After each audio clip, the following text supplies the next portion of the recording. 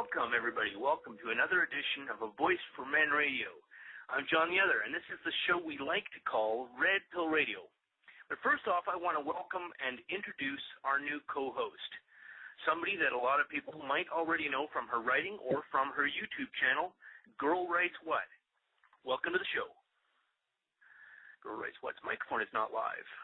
Girl Writes What, go ahead. Hi, everybody. Okay. Tonight, of course, we're talking about the blue pill. This is the reality, or the conceptual reality most people live in, where assumptions go unexamined and the status quo, whatever we might discover that to be, is reinforced by public consensus. On this show, we're accustomed to talking about the red pill, and by that we mean the conception of reality focused around our own male identity, which rejects the condition of disposability common to mainstream thinking.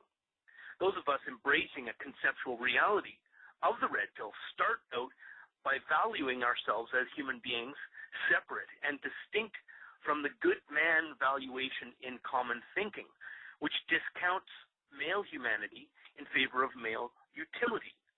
For women immersed in blue pill thinking or the blue Kool-Aid reality, this is assumed in their own identity, the valuation of self as a human being of innate value, rather than valuation by utility, which in the year 2012 still dominates the public zeitgeist in terms of what constitutes a good man.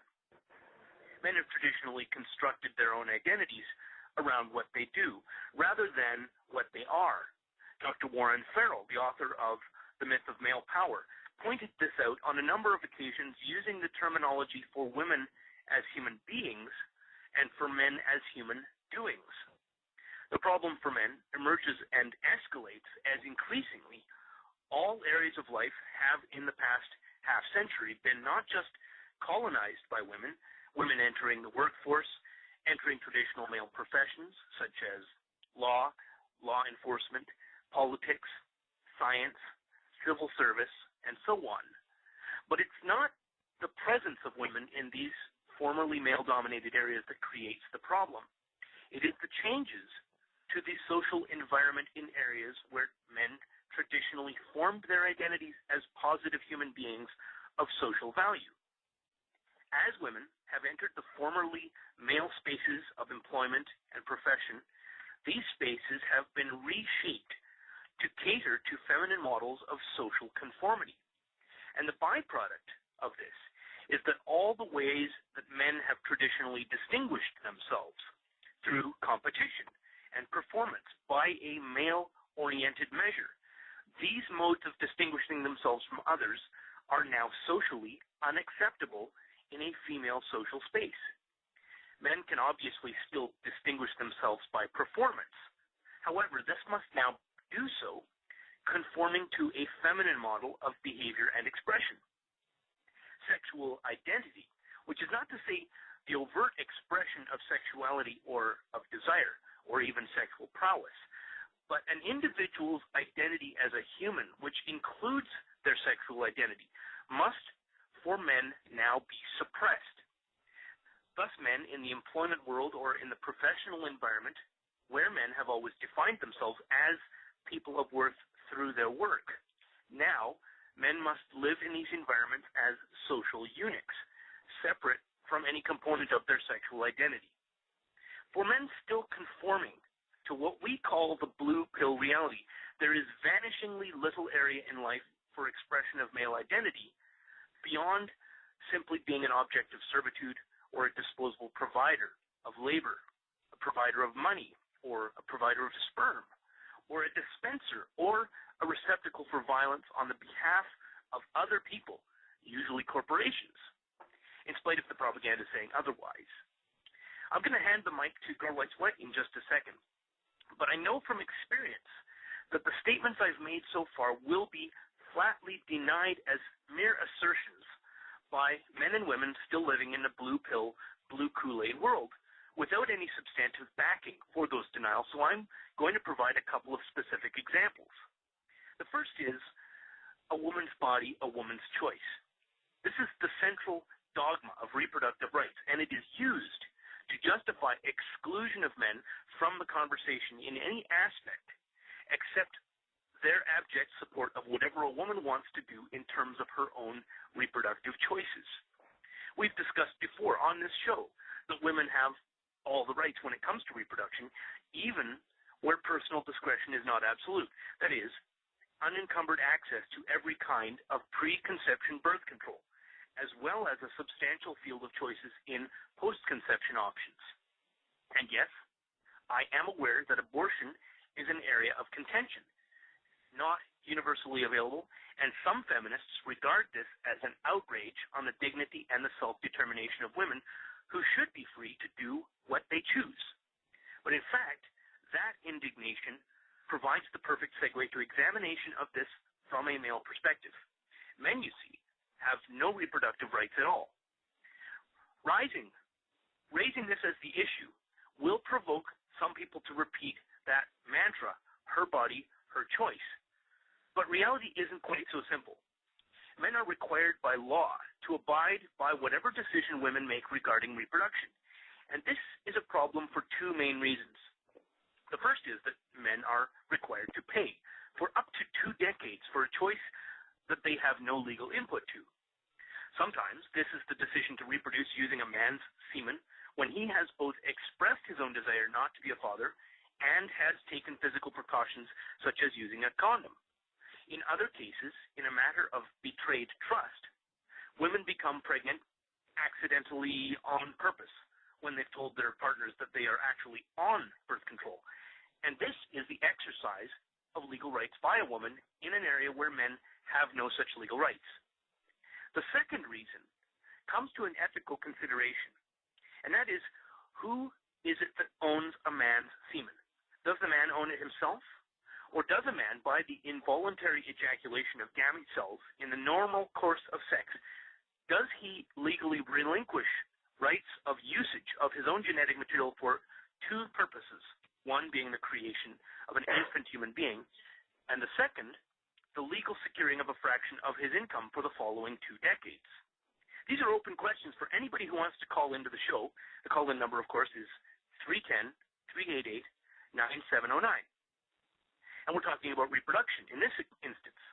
But the second area of blue pill male identity that I'm going to discuss right away is reflected by the concept of a good man, or stated another way, where have all the good men gone? This is men willing to attempt to commit themselves to their traditional role as a protector, a provider, a husband, a father, and all-around good guy. But increasingly few men are willing to step up and step into these shoes. This is such a glaring issue that feminists and social conservatives both recognize it, although using different language to describe the problem. There is an organization called the Concerned Women of America, and one of their mandates is to exhort men, as they describe it, to be good men by stepping back onto that treadmill of career, husband, provider, and protector. But these social conservative women seem either unwilling or unable to recognize there is no real benefit to men to do so anymore. And this is evident in the rhetoric used, which, rather than positing some positive reason for men to man up, uses shaming language, man boy, Peter Pan syndrome, failure to grow up, and so on. Men have always been utilities to society, to corporations, and to women, by doing the dangerous and dirty work leading to 93% of workplace deaths being male, and depending on whose numbers you trust, 97 to 99% of combat deaths. But through the increasing feminization of our society, there is increasingly no positive male identity in fulfilling any utilitarian role, and men are opting out. Now, I'll hand the mic to Girl Writes What and see if she has anything to add. Well, I think the very first thing that a man has to do, and I think this starts really early in childhood, is differentiate himself from the feminine. We're talking, cis, straight men, heterosexual men, male-bodied men, and they do this all the time. You throw like a girl, blah blah blah blah. They do not want to be like girls, and it's not even that. I think maybe early in childhood that's translated as girls are not as good as boys. But I really don't think that's the case. I think it's just that boys have an instinctive need to differentiate themselves from the feminine in order to prove that they're useful enough to keep around. So yeah, I mean, the challenge has always been, even in a pre-feminized society, how to distinguish yourself not only from women but from other men, because of this biological drive to reproduce, our social positions. Definitely. The very least that you have to do is differentiate yourself from the feminine, because if you are only as useful as a woman, then you're not really useful at all, because you can't perform the primary role of a woman either, right? So it's really important to, I think, to have a way of. I've heard often, like all the time, that women just turn into women. They grow up and they become women. And men have to sort of earn it. They have to go through a process. They have to construct an identity as men. And I think that's basically because they need to, in order to have society bother keeping them around, they have to prove themselves useful.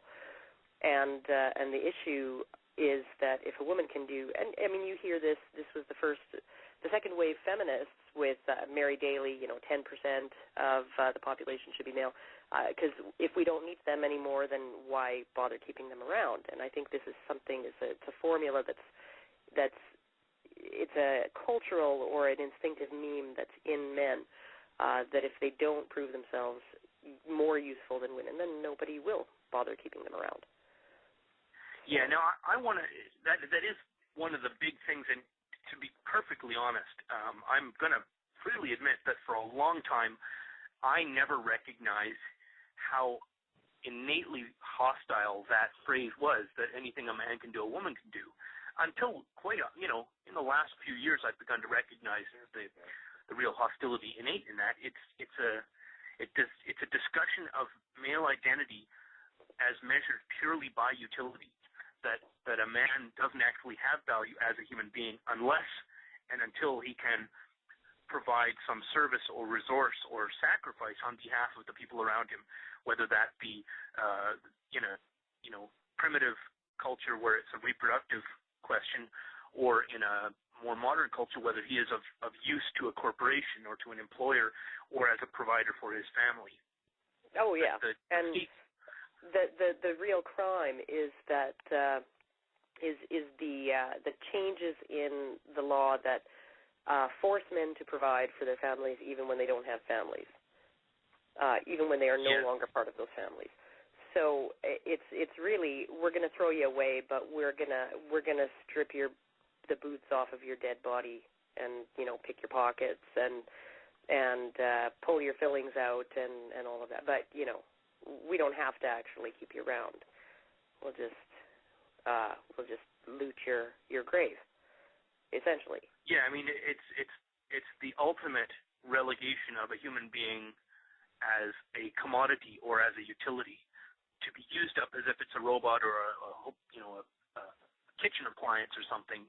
Oh, definitely. And I think family, getting married and having a family, having children, having a wife that depended on them was a way for eons for men to defer the ultimate disposability, right? To stop themselves from being thrown on the trash heap. From being, left to panhandle, or you are there. People depend on you. They have to keep you around. So it's just really, and it's absolutely astonishing to me that people don't see this. They don't see the dynamic. They don't see they don't see anything wrong with Harriet Harman saying fathers are there's no evidence that fathers are a necessary to social cohesion or things like that. It's a complete disregard. I used to get trapped into that question. Whenever I saw sort of that discussion, I always went to the research and I said, well, you look at the outcomes for children raised in families without fathers, and I would provide all of the peer-reviewed research, article after article, showing these outcomes, that children end up with pathologies on a massively increased scale when they don't have a father figure in their lives. But that argument is a trap. Oh yeah, it's really unfortunate that you have to put it that way, and you can't just say, well, but what about what he wants? What about what makes him happy? Wouldn't it make him happy to be able to see his kids? Wouldn't it make him happy to be able to be part of their lives? Why don't we care about him? Yeah, I mean, why does he have to them? You don't have the conversation in the family courts happening where they say, well, children past the age of 12 don't really need their mothers. Even we follow the tender use doctrine, which, by the way, I will get to smashing that aside as a big pile of ideological horse crap. But probably not in this show. I want to take my time and give that one the full treatment with the surgical scalpel. But let's say we take the tender use doctrine, which says that women are much more important to children, which is horse manure, as the great one once said. It's a crock of crap. That we go to say 12 years old, and we say, okay, well, children don't need their mothers after 12. So let's just dispense with mothers because they're not necessary to the children. Everybody, including men's rights activists, would stand up on their hind legs and say that's inhuman disregard for the humanity of mothers who are a part of families and are human beings and deserving their rights. But then we go the other direction, and we say, does the child actually need the father? It is not a regard of the father as a human being. It is a regard of him as a utility. So if we get trapped into this, going back to the stats and showing that fathers are in fact necessary to prevent a lot of negative outcomes for children, even arguing from that necessary position is relegation of a father to a utility, to be exploited and used, and not a treatment of him as a human being. It is a really unfortunate thing that we have to do that, because it only reinforces it, Yeah, I think we need to shape our rhetoric to not fall into that trap. I mean, it is a valid argument. If you're looking at outcomes for the children, a lot of what gets decided is using this rhetoric that says in the best interest of the children, which is actually code word for in the best financial interests of the mother. Yeah, but if you actually pursue the actual best interests of the child, which should be pursued, I mean, children when they're minors don't have the legal powers to be self-determined. They're under the control of parents and to some degree the courts. We do need to look at their best interests and look at it from a point of view of data and not ideology. Oh, and when you we're looking at the rights of... You have to take kids' wishes into account, too. I mean, Desmond Morris said that any baby would rather sleep in a hole in the ground with his mother than in the most well-appointed nursery. And I think that most kids would want to have contact with their father, have him involved in their lives. Even imperfect fathers, even fathers that aren't the greatest dads out there. Kids love their dads. I mean, you love your dad. I'm going to cite myself as an example, and I know that anecdotal evidence is almost totally worthless. So people take what I'm about to say with as much of a grain of salt as you like. My family was divorced and essentially smashed by the divorce when I was 11 years old. And my parents, and I'm not going to put any more blame than I have to, but my parents weaponized me. They used me as a weapon against each other, and both of them were engaged in this. Neither one of them, I can say, was better than the other. And because of the court decision, which happened in the 80s, in the early 80s, we were following the tender use doctrine, so my mother got custody of me and tried her level best to exclude my father and prevent him from having custody, and used all kinds of psychological tricks on me to turn me against him. And I am only lucky to have been, at a very early age, highly argumentative and contrary in my personality, that I was not overwhelmed by the will of my mother, and I became weaponized against my dad. I was probably the most nightmarish handful of a child, as you can imagine. I can imagine. I didn't allow that to be done, but I still was batted back and forth like a badminton shuttlecock between them, and I could see the system. I mean, I probably didn't have the mature view of it that I do now, but I can certainly recall how the manipulation happened. Well, it always just bothers me so much when I hear stories like that. I mean, I grew up with in an intact family. My parents are still married after it's got to be about 50 years, and I have never even heard one of them say "shut up" to the other. I mean, this was a family where my mom and dad were a team. They were a partnership. They respect each other. And I can't imagine them ever behaving in that way, even if they parted ways. And it really upsets me when I see people doing that. If you loved each other enough to make a kid together, you should probably be able to get along for the sake of that kid. So it's very frustrating because when the court's going on about the best interests of the child, the parents are often just ignoring that, and the court goes along with it. Yeah, I mean, it's a code word. It just means whatever the mother wants or whatever the court decides. Yeah. Best interest of the child is kind of nonsense. I'm gonna interrupt our discussion briefly here because we've got Dave on the line here, who I think has something to add about violence in male and female relationships. So, Dave, I'm just turning your mic live. Dave, what have you got to ask us or share with us? Hello, John. It's great to talk to you. I've been wanting to Thanks very much for calling. Quite a while. Listen, I've been paying quite a bit of attention to misandry in the media, and there's actually something that's happened recently. Over a couple of years ago, Alison McConnell from Millet, Alberta, killed 2 of her children, and right now it's gone to trial, and it's quite a disturbing trial, I might add. And unfortunately, I listen to CBC a lot, and CBC likes to downplay it. Yeah. It tries to make her sound like she's a victim in all of this. Oh, a victim of outside forces. Exactly. She killed her children. There's absolutely no excuse for that whatsoever. Oh, and she killed them, wasn't it because he wouldn't allow her to take them and move to Australia? Exactly. Yeah. And I was kind of hoping to be able to bring that to attention on the show because, I thought it was worthy of talking about this.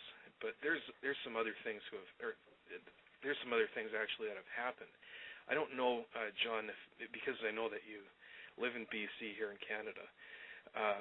If you can remember, a couple of years back, Alan Schoenborn of Merritt, BC. Yep, I do remember that. Okay, and he killed his kids. Now, of course, everybody wanted to hang him up by his testicles, Oh, definitely. He was held up as the most egregious, violent monster of almost mythical proportions. Exactly. What can possibly be worse than killing children? Oh, well, look at Thomas Ball. He committed suicide, and he's a monster because he did it, in a context that drew attention to the unfairness in family court. Right? He's a bigger monster. The guy who kills only himself is a bigger monster than a woman who drowns 2 of her kids in the bathtub. But then why is it that when a woman kills her kids, that all of a sudden they're worried about her feelings? They're concerned about whether, what her state of mind and her psychological this and that, and whether her needs are being met. Who cares about that? She killed her kids. She was only thinking about herself. It goes down to men being seen as agents and women being seen as objects, and objects do not act; they react. So whenever a woman does something really horrible, we immediately seize on any possibility that she was. We look for what she was reacting to, and so we don't want to accept the fact that, because our brains don't work that way, we don't want to accept the fact that she just did something for her own selfish reasons. We want to say things like she was a good mother who slipped through the cracks, she should have had more help, she was just under so much stress, she was reacting to something. And this is why it's very easy to hold men accountable for actions that aren't their own, like when some woman's beating her boyfriend up on the sidewalk and you're walking by and the first thing that pops into your head was, I wonder what he did to deserve that. Well, exactly, and I've seen the propaganda that John has actually put up on YouTube, and I watch all of his videos, by the way, John. I've been wanting to talk to him for the longest time. But here's another thing that might be of interest to you. Ironically, this came out actually right on Women's Day, International Women's Day, which I believe is March 8th this year. Yeah. And it's in the Edmonton Sun newspaper. If you go back in their archives, you could probably find it online here. It is on page 7, and the headline is "Urinating Dog Sparks Violence." And apparently what happened is this woman was at a party, and there's a couple of guys there, and this dog, I guess some guy there owned this dog, and this dog pissed on her leg. And there was an argument that happened, and of course she flipped out, and she went in the house and grabbed a couple of butcher knives out of the kitchen and attacked both of these guys. These guys have been stabbed, injured quite severely, probably psychologically more than anything. Yeah. But it took 2 of these guys to tackle her down. And get this, she only got 18 months for that. You know what, the rest, any other guy would have probably got put away for at least 10 years. Tell me how that's happened. Really, that would be the end of, you pick up a weapon and attack another person, whether they're a woman or not. I mean, if it's a woman who is the target, you're magnifying the crime. But just attacking another man with a knife, 5 to 10 years, and it's pretty standard in the Canadian courts. Of course. And I want to briefly, I want to touch on the idea of that Karen, I'm going to out you on the show, by the way. Girl rights, what? It's a little bit of a mouthful to be constantly that's okay. calling girl rights what, girl rights what. So I'll let everybody know her name's Karen, so we can have a more fruitful conversation. But the idea of women, when they commit a crime, being in the courts and in our media and in our public perception, being exempted from accountability, that a woman beating a man must have been somehow horribly wronged by that man, or that a woman who kills her child or her children is not directly responsible herself, but is there's obviously some man somewhere in the picture that is ultimately at almost a magical remote control responsible for the violence or the murder committed by a woman against a child. Definitely. This is drawn directly from. There was the one woman who killed. She one of her kids managed to get out of the van as it was sinking and swim to safety, but she killed herself and her children. And the press was all over the fact that she was in the middle of a custody dispute, and the immediate assumption was that she was protecting her children from a violent man. There was no assumption at all, despite what she did, that maybe he was trying to get custody to protect his children from a violent mother. Yeah, that was never addressed, even though I think that was the actual truth of the case. Yeah.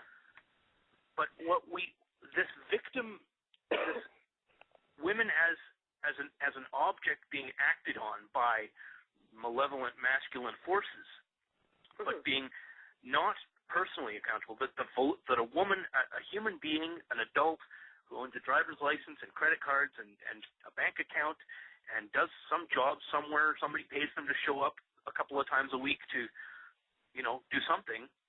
Yeah. This is still not a person exercising their own volition. They are, whether we think of them as a person or not, to be protected, but they are an object being acted on by others rather than somebody with self-contained volition and their own choices, their own initiative. Well, this is the thing. Directly out of the doctrine of misogynistic to think that way. Yeah, the problem is that this is not patriarchal. Well, I guess it is patriarchal thinking, but it is also reflected in the victim ideology of mainstream feminist thinking. The old, multiply debunked mythological view that men are the predators and women are the sweetly innocent and decorative victims. Well, feminism is right in line with patriarchy. The only difference between patriarchy and feminism is that feminism is about letting women do whatever they want within a patriarchal context, within sort of a society that is their father and will bail them out every time and will forgive them for whatever wrongs they do because they're just little children and they don't know any better. You see, that's how that works because they can't help it. Yeah, the idea of the supposedly pro-female ideology that we call feminism, though, by casting women into this role of victim, of object that is acted on by somebody else, this is, to me, the farthest, most opposite view of a human being that you can have that is against their empowerment. Well, but the thing is that it's very easy to feel sorry. We actually feel more sorry and more pity and more empathy and more sort of feelings of wanting to help people that we see as objects. We see children as objects, right? They're reactive. They don't, they depend on, they're dependent, they're reactive. And we, feel bad when they cry and all of that, right? And we want to help them when they need help.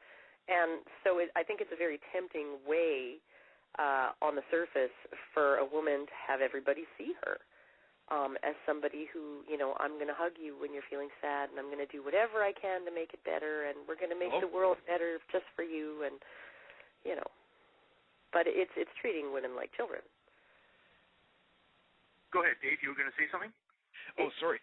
I wasn't sure if I was still on the show. I heard a beep. You're still on. Okay, great. I wanted to ask a question. Have you ever heard of Alan Watt? Oh, yes. I have not. Okay, Alan Watt is, I think he's more predominantly Canadian with his message, but he's a lot like Alex Jones. On Infowars.com, I've been listening to them quite a bit over the past few years. And Alan Watt, of course, he's not as vocal and as loud and obnoxious sounding as Alex Jones, but he would be a great person to have on your show because if you could actually invite him on your show and talk to him about the very same things that you're talking about, he could probably explain his own perspective on that because he deals mostly with conspiracy, tinfoil hat type stuff, but he does so in a more professional mannerism. So you could talk to him. And the other thing I'd like to ask about is Heather Malik. I'm sure that John is aware of her. As far as I know, she's a reporter or something for the Globe and Mail or the Toronto Star or something. Okay, now she's. I believe I've read some of her. Yeah, she's like a hardcore extremist feminist, and anything that she has to say about men is always some slanderous remark. It's always some derogatory comment, especially if you're from Alberta and you're a white, Caucasian, Christian, conservative, straight male, which they, of course, the left wing loves to attack. Yeah, that's the perfect storm. Yeah. There's no limit on the amount of material you can get from this woman, from any articles that she's ever posted in the paper or any other columns that she writes. She has absolute contempt for men, period. So that would be another one you might want to check out for your own interest. And I'll definitely read some of her stuff. It'll probably really make my blood boil, but... Oh, it would. It would. I guarantee you that. I took the red pill quite a while ago, and I've been wanting to become an MRA. And the more I hear this kind of stuff coming from people like her or anywhere else I hear it from, the more I want to get on the show or get involved with what you guys are doing more. And I would love to actually be in direct contact with you, John, if that's even possible. You said you were in Alberta? Yes. As a matter of fact, I'm in Alberta as well. Are you? Okay. I've been wanting to actually see John in person here a while ago because I have family that lives out in BC. Oh, yeah. And unfortunately, I missed the opportunity to do that. But if it's possible, I'd like to give John my phone number and my email address and some other information if he wants to remain in contact with me. Yeah, tell you what, why don't you send me an email through YouTube, and we can exchange contact information there. Okay, normally, when I'm in a public venue and people ask me for my phone number, I tell them that I'm actually just a software construct, not a real human being. But in this case, I will freely admit that I actually am a human being, and so send me a message through my YouTube email, and we will follow up there. Okay, I'll come on to Survival MacGyver. Okay. All right, thanks so much for calling the show. All right. And I'm going to talk briefly about one of the doctrines that I'm not sure this is feminist doctrine. I would call it kind of old chivalry patriarchy doctrine. And that is the idea that as a man, as a male human being, you never hit a girl. Never, never, never, never, never. You never hit a girl. Oh, never. Yeah. And to me, being a nonviolent, I have no problem with this. At least I have no problem with the exclusion of violence. I don't believe in solving personal problems with violence. But when it comes to defense, when you are being attacked by a person, if somebody is physically assaulting you, I think personal defense is not only you're right, it's your necessity. It is in fact unethical to not defend yourself. It is cowardly to not defend yourself. So the idea of this moral ruling that you never hit a girl, this is a philosophical position that applies to one human being but not another. It's one set of rules for you, another set of rules for me.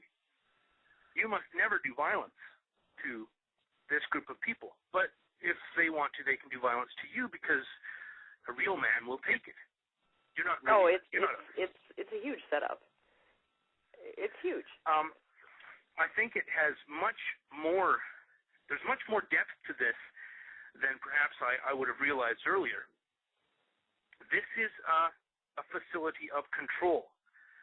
The fact that this ideology, this viewpoint exists in our culture, and it comes pre-feminism. This is not a feminist idea of you never hit a girl. This is old patriarchy theory. And in looking at it, we have to understand that if the prohibition against interpersonal violence applies only to 1/2 of the population based on biological demographic, that tells us an awful lot about the power dynamic in that society. Oh, yeah, you're leaving the other side defenseless. Yeah, I mean, this is why governments control a monopoly on force. The governments are the ones who are allowed to have a police force, an army, control who gets access to weaponry, control who prints money. The governments are in charge of this stuff through the illusion of our mandate that we supposedly give them through this process we call voting. When you look at a philosophical position that says interpersonal violence is absolutely forbidden. You can't have interpersonal violence except in the most extremis, except in defense. Mm-hmm. But you're not allowed to defend yourself against a girl, because that would be unethical. You're not a real man if you defend yourself against a girl. A real man will stand and take it. Yeah. We have to realize that this idea of patriarchy, which is more usually defined as a system of power that puts men on top of women, is mind control.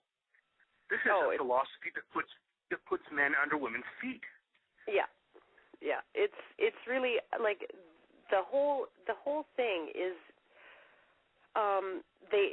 it's like second wave feminists. You know, when they were constructing patriarchy theory, it was like.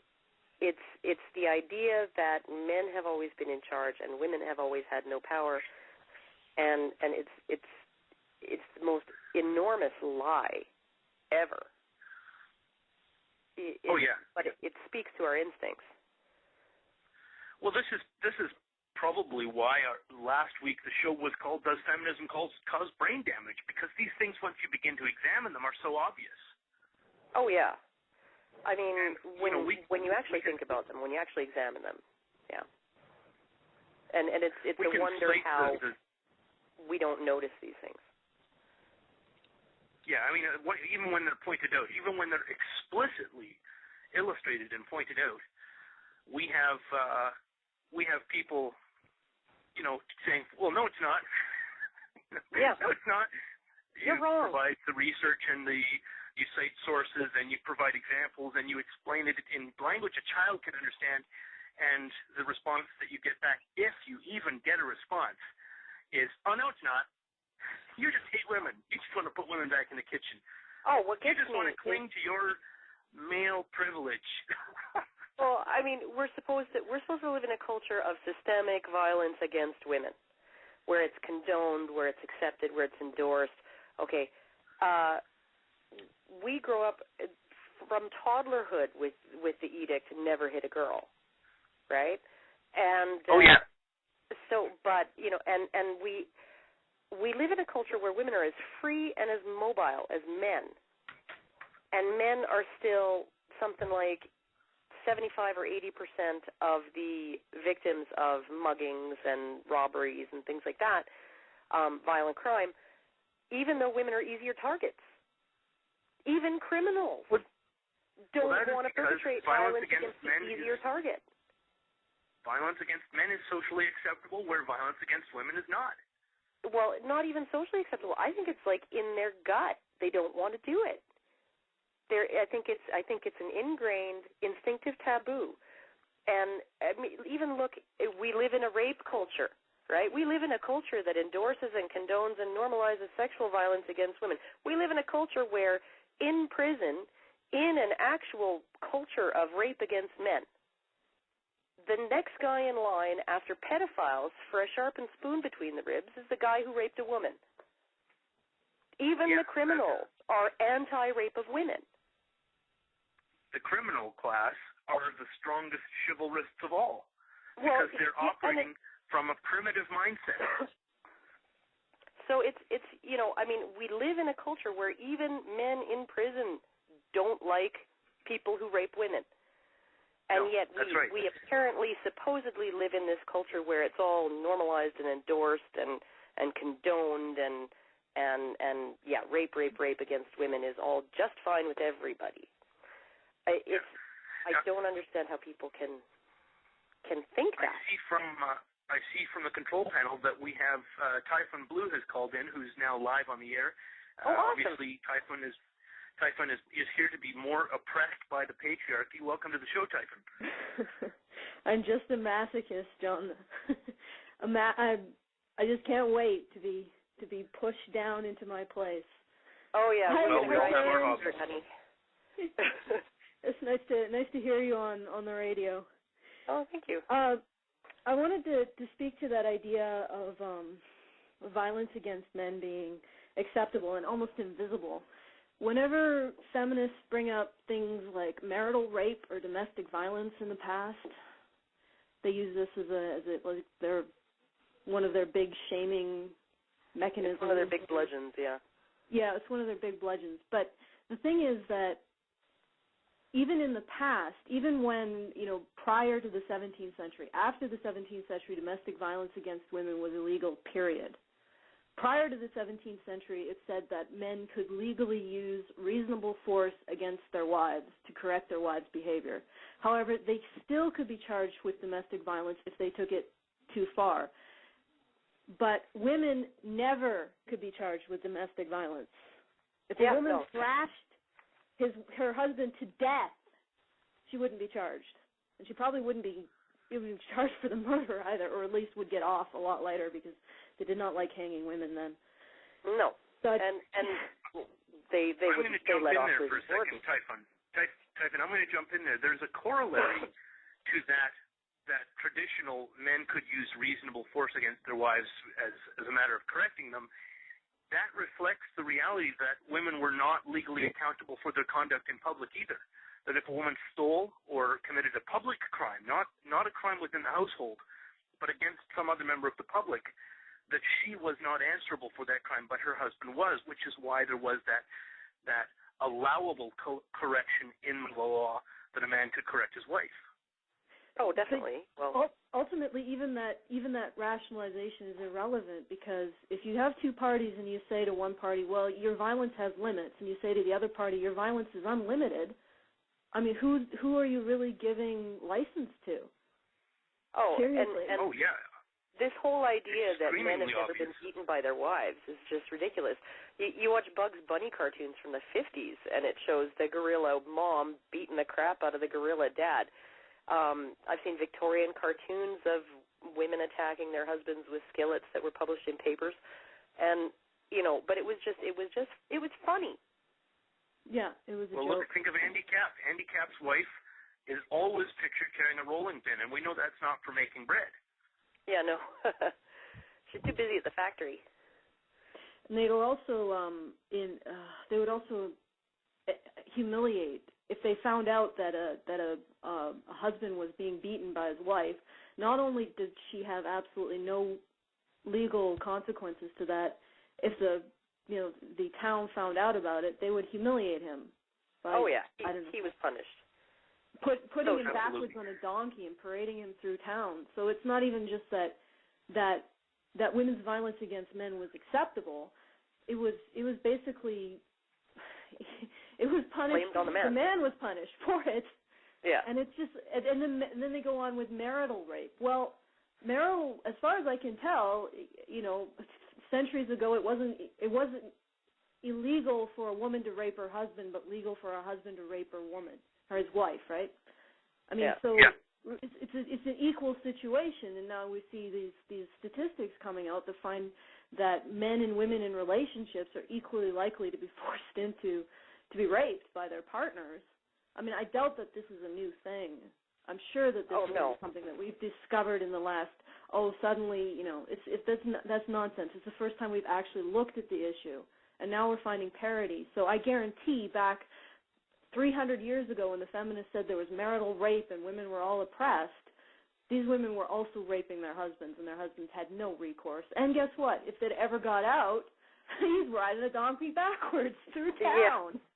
Yeah.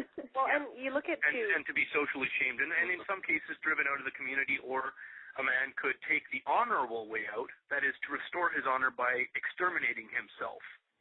Yeah. Well, have you ever heard of... Oh, sorry. Go ahead.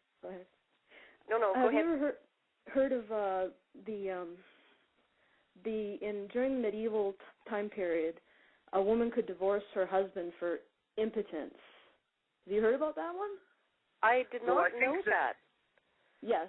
I know that. And you know how I'm not sure about the rule of law in that respect, but I know that a marriage not, quote, consummated by the birth of a child would be rendered void, because marriage originally was a way of controlling property within the family unit. Oh, if there was no child to inherit property, then the marriage wasn't really valid. No, this is something separate from that. If a woman felt unsatisfied sexually in a relationship, she could charge her husband with impotence and get a divorce. Now, you want to know how he had the only recourse he had to prove that he wasn't impotent? He had to get an erection in front of a jury of like 5 old women who would examine him. Oh my goodness! Or he had to have sex with her in front of a bunch of old judges and it's just like it's hilarious, to be honest. This is all like the unheard misandry of our history. At least they made her prove it, right? At least they didn't just take her word.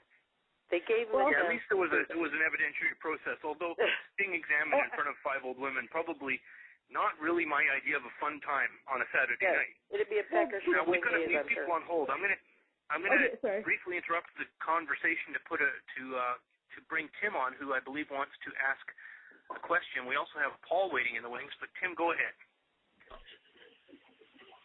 Hi, John. Hey, Tim. Hello. Hi. Hello, you're on.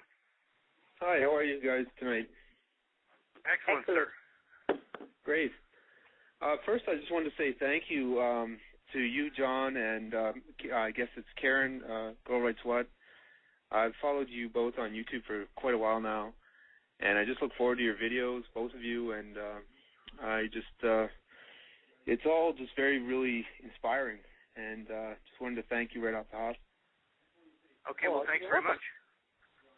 Also, the main question I had, first I wanted to go back to the discussion you guys just had about prison rape discussion. It kind of reminded me of, JTO, your Batman video, where the Joker is moral and Batman is sort of a big brother figure. Yeah, I think that is something that doesn't get explored nearly enough. It's my view of that, and I'm gonna briefly give my view for people who might not have been aware of that video. The movie The Dark Knight and Batman, the two that were Chris Nolan Batman films, promote a view of Batman as a maintainer of the cultural norms, as an agent who preserves the status quo and promotes and maintains a mythological view of reality for the public, to protect the supposed efficacy, the supposed heroism of a public figure in the name of Harvey Dent, who was the district attorney who gets turned into a bad guy in one of those films. Batman assumes the role, the public narrative, that Batman is the bad guy in order to preserve the public image of this defender of justice, truth, and blah, blah, blah, blah. Whereas Joker, the character played by, I can't remember the actor's name. Heath Ledger? Dead now, unfortunately. Yes, that's Heath right. Ledger, yeah. Heath Ledger. Joker is the only character who persistently, although he's murderous and violent and an agent of chaos, he's the only character who persistently tells the truth. And I saw these two movies, and I'm sure the third one will probably take an unexpected turn that I don't see coming. But this is the neoconservative view of maintaining control of a population through a fabricated mythology on the assumption that the public is too simple-minded and weak-willed to deal with a more nuanced reality. And I find it very unfortunate that popular entertainment is being co-opted to essentially push a neoconservative view of reality. So I'm sorry to interrupt your question. That's just the background of what that video was about. No, it's great. I just thought the whole discussion about the hypocrisy of say a man being falsely accused and being sent to prison, possibly being exposed to rape in prison. The whole thing kind of reminded me of that scene in that movie where the criminal throws the button switch out the window into the street. So. But what my main question was, I really do self-identify more and more each day with a man going his own way, and I know it's so far off it's not even fathomable, probably not even in our lifetimes. But I find myself I find with more and more red pill doses I take, so to speak, it's harder and harder to get along with points of view, or to tolerate points of view, I guess I should say, or to discuss in political correctness the opinions of people in the blue pill world. And I just wanted to hear what you guys had to think about that, and how long do you guys, men and women, how long do the both of you think it would be before it would be acceptable to express views like red pill views in, say, a workplace or a grocery store, and it's kind of like a black man in the 1800s trying to express his views about equality, or same for a gay or lesbian. It's something that is completely, in my mind, before its time, you know. But what are you guys' thoughts on that? Well, I think that in an employment environment, and my experience is in a more corporate environment, because I have been a software developer for most of my life, working in a corporate environment. That viewpoint is totally unacceptable. It is. You might as well go to work with your pants missing. You might as well go to work with your naked, wearing antlers, with a live chicken shoved into a bodily orifice. That's about how acceptable it is. But See, now, and I'm out at work. They know what I do. Yeah, so, like, Karen, all Karen three of my bosses, all my coworkers. Karen is a public menace, obviously. Well, I can get away with it a little bit, and I make no bones about it. I don't just say I speak about sexism or any. I say I blog and I do videos on men's issues and inequality, for like equality for men, and anti-feminism. And I have two female bosses, and they seem to be. One of them is extremely enthusiastic. She has 2 sons, and she's had some issues with one of her son's girlfriends. The one male boss that I have, he kind of was a little shocked because I'm a bit of a odd duck at work, and he figured if I was blogging about gender issues that it would be GLBT issues.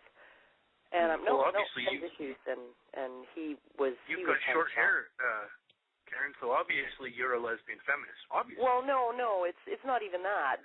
I'm bisexual, and the people at work know that. So.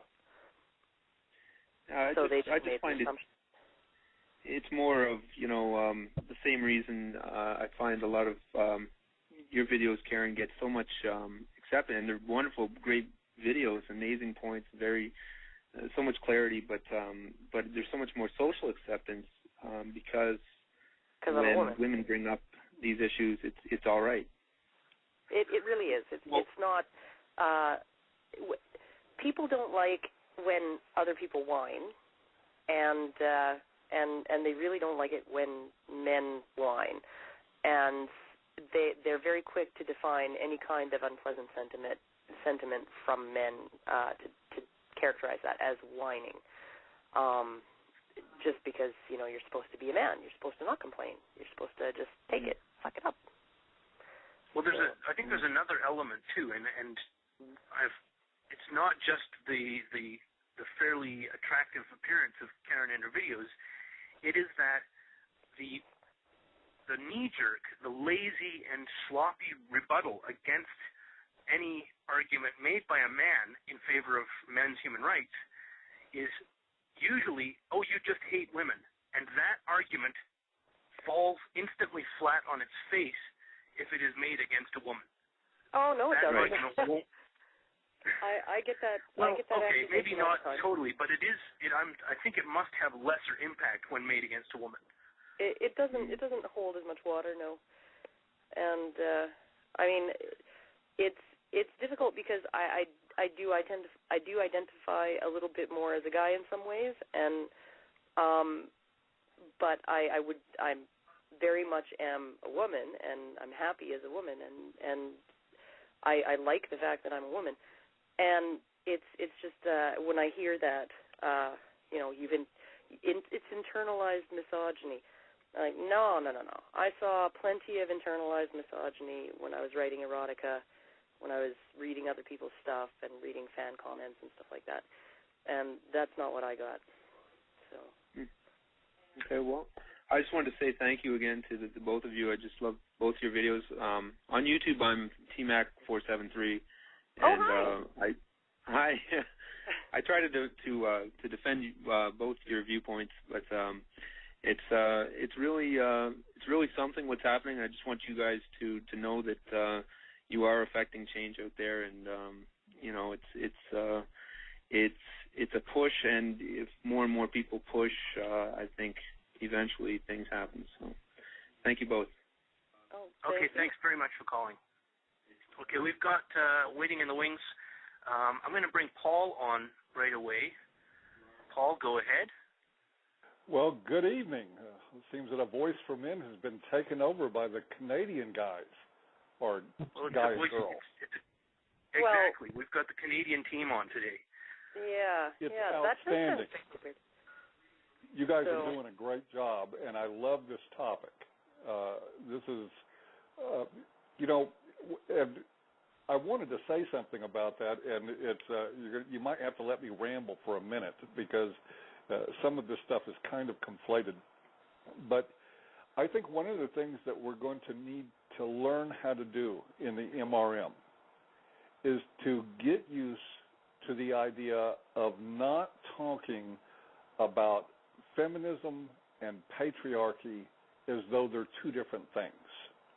And I only say patriarchy for lack of a better word. I'm really talking about not so much the laws around ownership of homes and names and things like that, but more about the protect and provide proviso that came to us all the way from the African savannah 3 million years ago. To me, all feminism is the outsourcing of that protection and provision out of the home and into the workplace where women got into. My father was born in the 20s. He was a military guy, really hardcore, just as old-fashioned as you could possibly get. And, of course, he raised his boys with ideas like, no matter what you do, you never, ever hit a woman. No matter what you do, you take care of a woman. And just like in the old school way of infantilizing women, which is what we've done throughout history, all this patriarchal mentality has been carried out of the home and into the workplace and into academia and into government. Everything's been outsourced. There's no difference to me between my father sitting me down at 11 and 12 years old and saying, no matter what you do, you never hit a girl, and some ad campaign, a feminist-sponsored ad campaign about how real men don't hit women. It's all the same thing. There is no real difference. There's no difference between that and an HR director sitting a man down and saying, you've made her uncomfortable, and you'd better stop. Absolutely. One of the things that would have gotten you killed in my home growing up was to say something that disrespected my mother. My grandfather punched a strange man in the face for using harsh language around women. I remember my older brother once in a group of people, and this is really going to date me because now, women get called bitches and hoes as a compliment, as a matter of fact. But there was a time when that was really not a good thing to do, and I remember when I was very young, my older brother, who was about 16 at the time, some guy called his girlfriend a bitch, and just out of the blue, my brother cold-cocked him and knocked him on the ground, and hit him hard. His mouth was bleeding and everything else, and my brother kneeled down beside him and said, you can do a lot of things, but you never call a woman a bitch. Well, now, what's the difference between that and sending the police to your home to bloody your face because you called your wife a bitch, which can and does happen all the time? I just think it's real important that we've got to understand that the difference between the MRM and feminism is that the MRM is the only feminism that's ever happened. It's the only movement that's ever happened in world history to break free of gender roles. We're the only ones. Feminists haven't broken free of anything. What they've done is drug their coddling out of the home and put it everywhere they walk in the free world. Their special protections, their umbrella of protection and provision now is mandated by government. It's all an expanse of what women have always had in our culture, and now men are finally starting to say, you know what, I don't want to do this shit anymore. The first guy, whoever it was that coined the term MGTOW, that was the first person, I believe, that really articulated in a tangible way the idea that we were going to start undoing gender programming and sexual programming and start moving toward a real sort of equality, a real equalitarian type perspective on society. And we still, and this is a process, to me, the blue pill, which is what this show is about, is the denial that feminism is any different than anything ever was. All it is daddy in the workplace taking care of mama. That's all it ever was at home. That's all it ever is now. And we are the ones that are breaking new ground. You know what? A woman hits you, you're going to take your chance with the cops, but there's nothing wrong with hitting her back. There is nothing wrong with hitting a girl if you're defending yourself. There's nothing wrong with using whatever language you want to. There's nothing wrong with refusing to take care of somebody. We're not obligated by our sex to take care of anybody. But I was just listening to you guys talk, and you're articulating a lot of this brilliantly, and I think this is one of these discussions that I always look in the archives to see how many times these shows are accessed, and when they start rolling into the thousands of times, it makes me really excited, because this program is one where people are having real conversations about what a fraud feminism is, that it's actually just patriarchy. And it's that more paternalistic than patriarchy. I'm sorry? It's even more paternalistic than patriarchy. It's like a permissive father rather than a stern father. Well, yeah. Well, it's patriarchy on crack. Yeah. I usually think of it as chivalry dialed up to 11 and a half. Oh yeah. Sure. It's okay, dears. We're going to make sure you're as safe as you'd be in a harem guarded by eunuchs while you're participating in a culture of binge drinking and casual hookups. And who do feminists depend on to enforce their will? White knights. Who has enforced the will of women throughout history? White knights. Well, and instead of it being a member of their family who was either the oldest son or the husband, now it's the state, and the husband is the guy on the end of the baton, and I don't mean the end with the handle. That's the outsourcing. That is exactly right. They've simply taken the responsibility when women left the home to go join the workplace with all us powerful men, to join us in the workplaces where it was comfortable. They brought the rules with them. Then everything in the workplace had to change. Remember, for years there, and they still talk about it now, how the changing workplace because of the entrance of women, how all the pinup posters had to come off the walls, and separate restroom facilities and this and that, and different rules that we all of a sudden had to mold the entire workplace to be around a woman. Well, that's what we have done in homes throughout history. Women have generally had purview over the home and control over the home. I know that feminists and white knights and a lot of people would deny that, but it's true. It's always been the woman's domain. Well, now her domain's expanded to be the whole world. This is the fulfillment of our biological programming, and the men's movement are the people saying, you know what, let's do what feminists claim to do. And feminists don't like that. No, white knights don't like it either. Nobody When you haven't been accountable for your whole life, it's very hard, it's a bitter pill to swallow when somebody says you actually have to now be an accountable adult. I'm going to somewhat derail this by putting Marky Mark, who has been very, very patiently waiting on hold here. Marky Mark. I tell you what, John, let me say one more thing, and then I'm going to go. I'm glad you got Marky Mark coming up. Interesting guy. I want to hear what he has to say. I need to get off the line. I just want to remind everybody that because of our temporary crisis on Monday night, we were not able to do the show with Dr. T and I together, the mom-and-pop American team of A Voice for Men Radio. But we will be returning this Monday with a show on shit tests. And I hope everybody joins for that. It ties in very much to this discussion, this great discussion you're having. With that, I'm going to say thank you to you guys for the great job that you're doing. I'm going to go ahead and go back, get James to put me back on hold so I can listen to what Marky Mark has to say. Awesome. Okay. Thanks, Paul. Marky Mark, go ahead. You're on. Hey, welcome, fellow shitlisters. Welcome to the show, sir. Thank you. I'm on vacation, so I can stay up late enough to call in. Normally, I'd be getting ready for bed about this time, but anyway, with respect to tonight's topic, I agree with Paul in that, if a girl or guy hits you, then you have every right to defend yourself.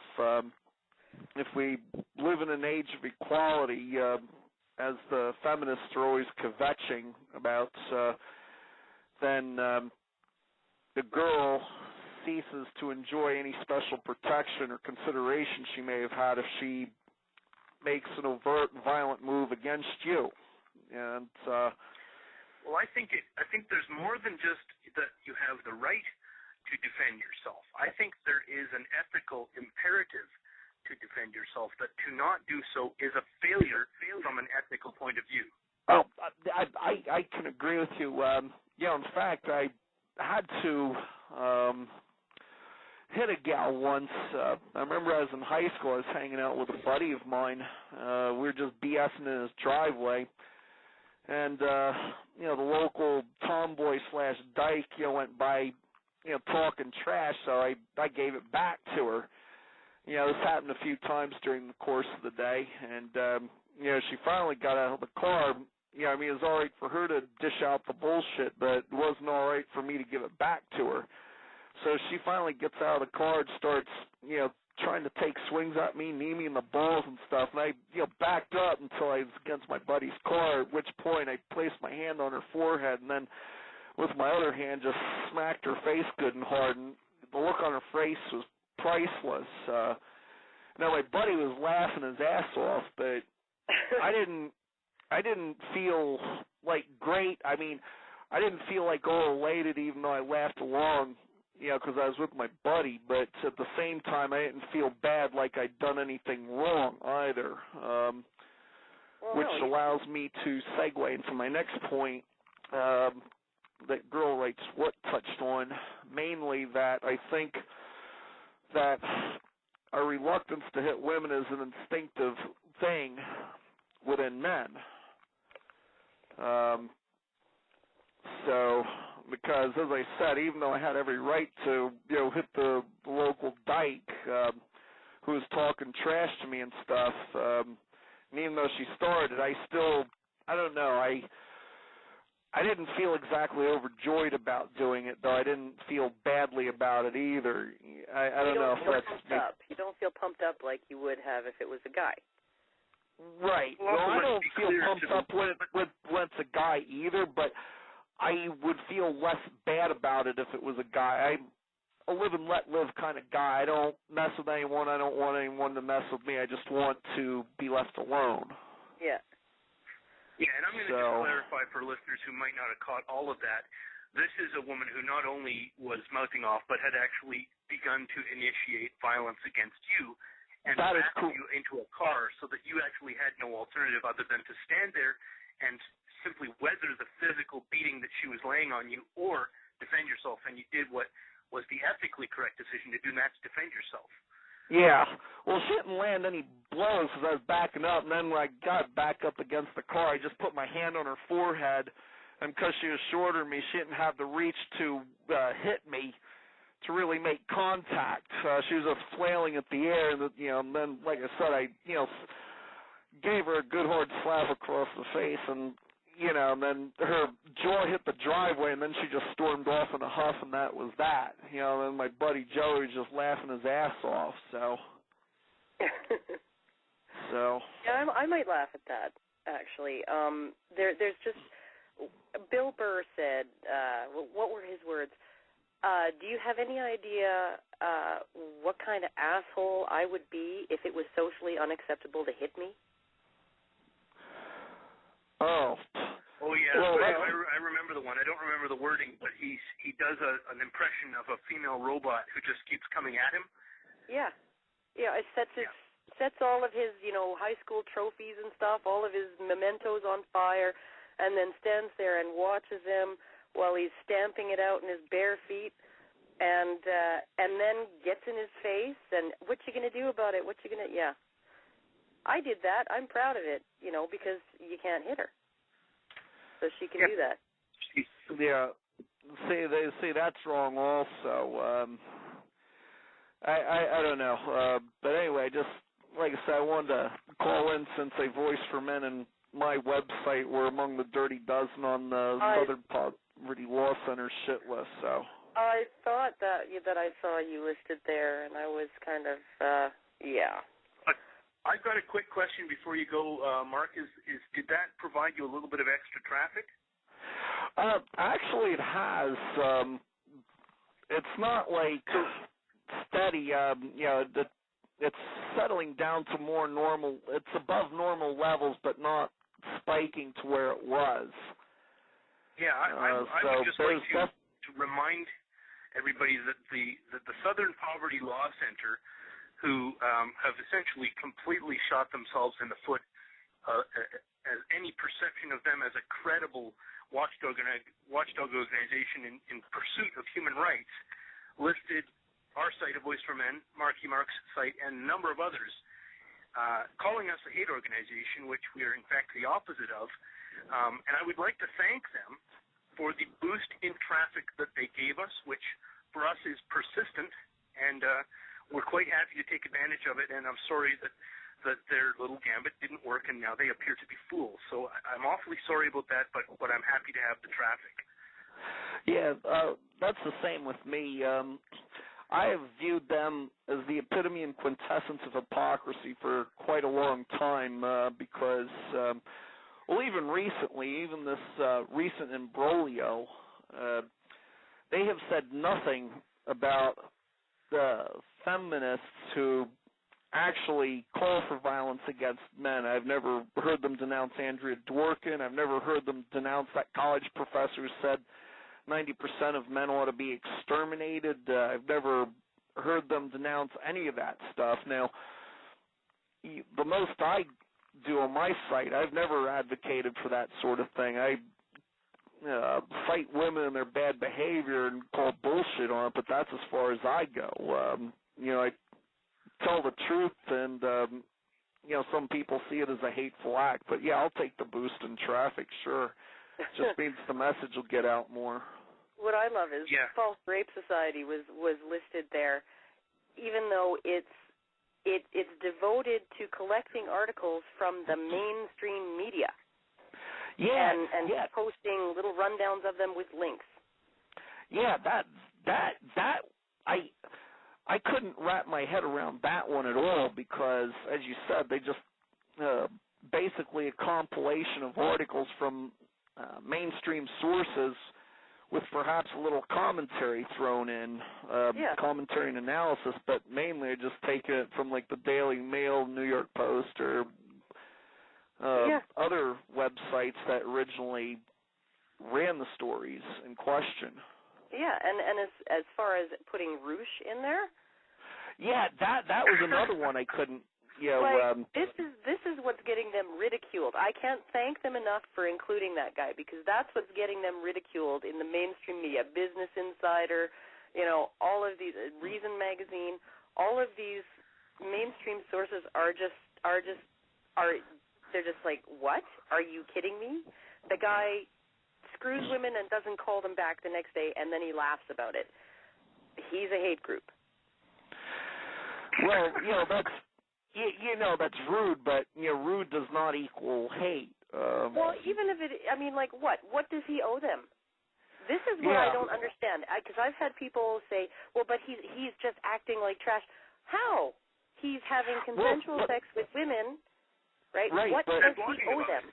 Yeah. But what about the women who are consenting to, the sexual acts with him? It's not like he owes them a phone call. They are freely having sex with him. No. Both of you are wrong. Respect. Those are victims of the patriarchy. Those women are victims.